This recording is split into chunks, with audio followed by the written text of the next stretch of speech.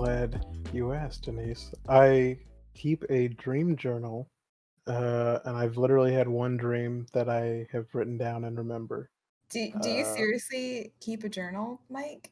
yeah, if every time I wake up and remember the dream I had, I'll just spend way too long just writing it all down.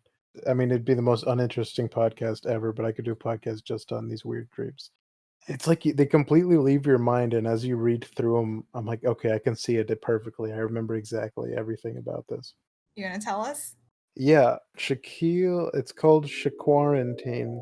I had a weird dream where Shaquille O'Neal I went back to Fort Worth to hang out with a shelter with a family, and for some reason, Shaquille O'Neal came to visit, and he visited right whenever there was, like, this country-mandated lockdown, so he wasn't allowed to leave, and then I have here he just was getting really passive aggressive with me because I didn't really follow basketball, so I wasn't super like fanboying, but I don't know, he just was kind of being a jerk. He like was making a lot of snide remarks over breakfast and stuff. And then I think I let it slip that I had seen Kazam and watched Steel and I liked those movies and then we ended up being good friends. We had something to bond over. Kazam. Um, yeah, we had two terrible movies that I said that I liked. Extended an olive branch to Shaquille O'Neal, and it turned out okay. So you and Shaq bonded over cereal. That sounds pleasant. I'm glad that he wasn't a jerk to you anymore. Yeah, I think he once he realized that I was praising him for something he did, we got along okay. Oh, yeah. Well, do you remember them right when you wake up and you think you'll remember them and then they go away, or do you just as soon as you wake up they're gone?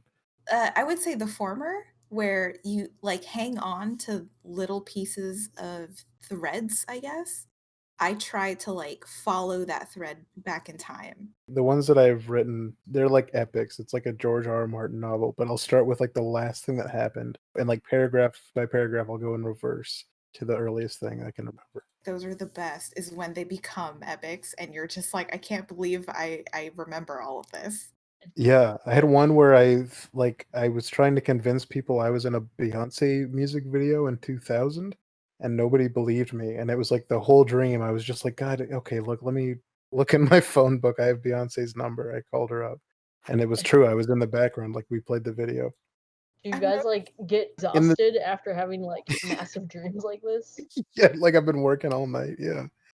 I'm noticing a thread here. I'm noticing the similarities in your dreams that you remember.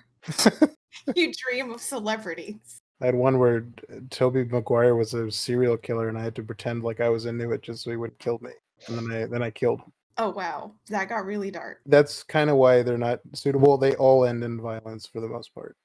Well, you Ex- guys said that you had dreams where you're like wolves and stuff, which I've never had that. I can't dream even being a different age. I have to be my current state of mind. that was a rarity, but it was definitely really cool. I had a dream where I was ripped apart by wolves. That was Well, that's Beth. Maybe cool. maybe it was you. Is it an Maybe online server?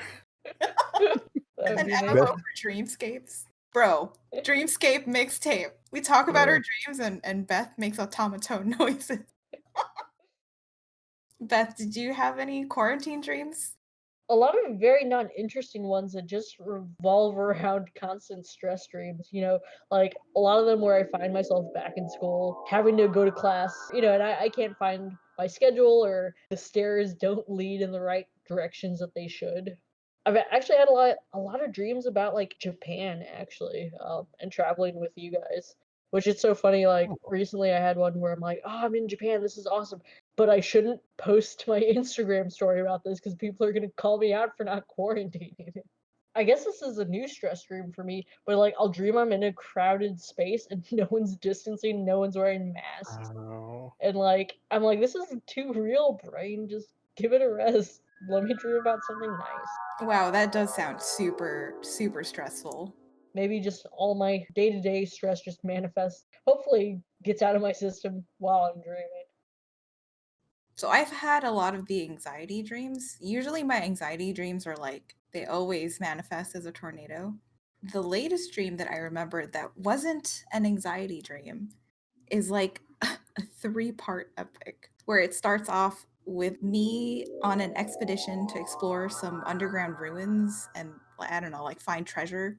I think I had a partner who was a lady, and we were both doing this treasure hunting together. And so we're in these underground ruins, and it looks a lot like the ashtray maze in Control, Beth. Oh, that's awesome. Except everything is black. So it's like a big dark antechamber with those massive blocks. And I realize I can fly around. So I do that and I'm looking around for stuff. And as I'm flying, there's a shift in the dream perspective where now I'm like in an open grassy field with a really big blue sky above me. And I'm running through these blades of grass that are blowing so hard it looks like waves. I'm holding a maple syrup tapper in my hand, and this boy who appears out of nowhere asks me to get him some maple syrup. So I look around and I see all these like gnarled ancient trees dotted here and there. And I'm looking at them and going, I don't know what a maple tree looks like. Help me. I'm just going to have to lie to this boy. And then I see a big tree growing out of a really dark boulder up on a hill. And I figure that tree looks special. Maybe that's a maple tree. I go up there and I stick the tapper into the tree. And when I do, I'm back in the underground chamber and I find myself on top of like a super big block and I find a bunch of guns in there. And I'm like, oh, sweet, we found some guns. I grab the guns, I throw some to my partner, and then we enter. There was like a doorway at the far end of the room, so we enter through there. As soon as we enter this new room, we get met with a barrage of gunfire. And I'm freaking out, like, ha, who's shooting at us? And it turns out to be like a dozen, I want to call them stormtroopers, but they weren't stormtroopers, just a lot of them, and they all look the same. I realize that my gun has disappeared, so I can't shoot back. But there is a pyramid of food cans next to me, just out of nowhere. So I start grabbing them and throwing them at anyone I could find. I'm fighting gunfire with food cans, and I managed to smack the captain in the head, I guess. And this really pisses him off because he ends up like killing my teammate. And so I'm all alone, surrounded with food cans as my defense. The captain comes up to me and he like puts his gun to my head and he's like, "Why shouldn't I kill you now?" And I'm thinking, well, I've done it now. We've trespassed and we've messed up some of their shit. So you can kill me. It's fine. The dream shifted again because in this moment I realized, oh, I'm a robot. My Yeah. battery is fully charged. And the people with the guns are humans, and humans don't like the robots for whatever reason. But I guess he like decides that he doesn't want to kill me. So he like drops his gun. And the next thing I know, I'm part of their labor forces. I'm digging out a room that looks exactly like the first room that we were in. So they weren't ruins, they're modern buildings, just made to look like ruins. And I was helping make them. Yeah, I just become like this manual labor robot. And this happens for a few months to a few years in my dream time. Until one day, another robot uprising occurs. Hey, no more of this. We are free thinkers. Give us our rights. And I'm just like, no, I'm not part of this. I don't want to be part of this robot uprising. Like, You're a human sympathizer. so the robots get crushed, their uprising is completely obliterated. I'm over here being like, I wasn't part of them. I'm sorry. I'm just a robot trying to do whatever you're asking me to do. I'm not Spartacus. I'm not Spartacus. And so the captain comes over. You fucked up again. I'm gonna kill you now. And so I'm just like, all right, I've got my few years extra to live. But then I end up bowing my head in prayer and like clasping my hands together. And the captain looks at this and he's just hesitating. I don't know. I guess he had another change of heart. He put his gun down and he told me to get out of there. And I'm just like, what? You're not going to kill me again? Everyone's dead. Your humans are dead. All my robot friends are dead. He just yelled at me to run. And if this were an anime, he'd be like a silhouette against the sunset, staring out into it, his gun at his side. And I'm just like staring wide eyed at him for a second before I run off into the woods. never to see him again. So yeah, so that was my dream. Wow. You saw human cowardice and Denise and was moved by it. This is a pathetic robot. Good This is lord. just Like, embarrassing. It wouldn't. He's like, it wouldn't be worth the bullet. That was. I forgot we were recording. I was there. That was wonderful. Also, so much of your dream is a background design. Like I was yes, just looking at backgrounds that entire time, Yep. pretty much. and you were enslaved and forced to design a background as a robot. Oh my god. That's what it's about. When's this I'm- uprising happening, huh? You've seen how easily I fall crying to my knees. But yeah, there's definitely a lot of visuals in my dreams. But Oh, I that's didn't actually realize until you pointed that out. Just that DNA showing through. Oh, my DNA showing. Ah. I mean, look, I'm not gonna lie. I don't think I've ever not been an absolute coward I don't think I've ever stood up for anything in a dream. No, because I was so used to dying at this point, I think. Because I've That's died in all my other dreams. that's the most surprising part is that you were shown mercy in a dream. Like it feels like as soon as you think something bad might happen in a dream, it makes itself happen. I'm curious. I wanted to ask you guys, like, how often do people you know feature themselves in your dream? Like, because I know you mentioned, Mike, that you dream about celebrities. What about, like, friends, family, like people you have known in the past? Oh yeah, everybody gets torn apart in my dreams. I had a dream where Derek was teaching us bear safety facts, and there was a bear in the office, like in the warehouse, at the old office in the warehouse. And he was like, "Let me demonstrate my bear safety." And we're all like, "Derek, don't go in there for the love of God." And he went in there and got torn apart by a bear for a long time. And we just listened to it, and then I woke up. So yeah, like people I know and love, like they're in the dreams a lot too. just dying horribly. They die horribly, yeah. And like Denise, I abandoned Derek and served the bear. There is a recurring cast in my dreams. But sometimes they also like morph into other people. So a person in my dream could be like 3 different people at one time. Would you classify that 3 people that a dream person is comprised of as like similar people?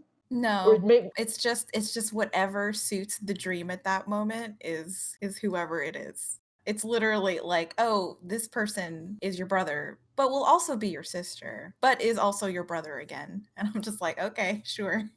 I am the most amorphous. I could be anyone. I could be 5 different people in a time span of like 5 seconds.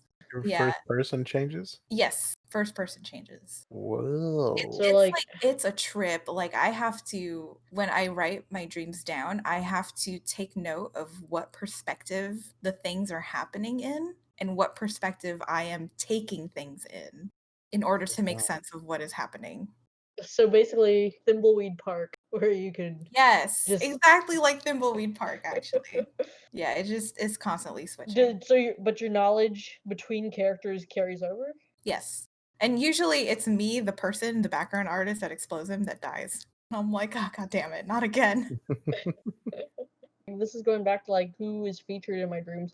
A surprising amount of times, like my dreams happen from different periods of my life. So I'll have lots of like dreams that feature people from 10, 15 years ago. My mind dredges up these like old friends to populate my dreams with.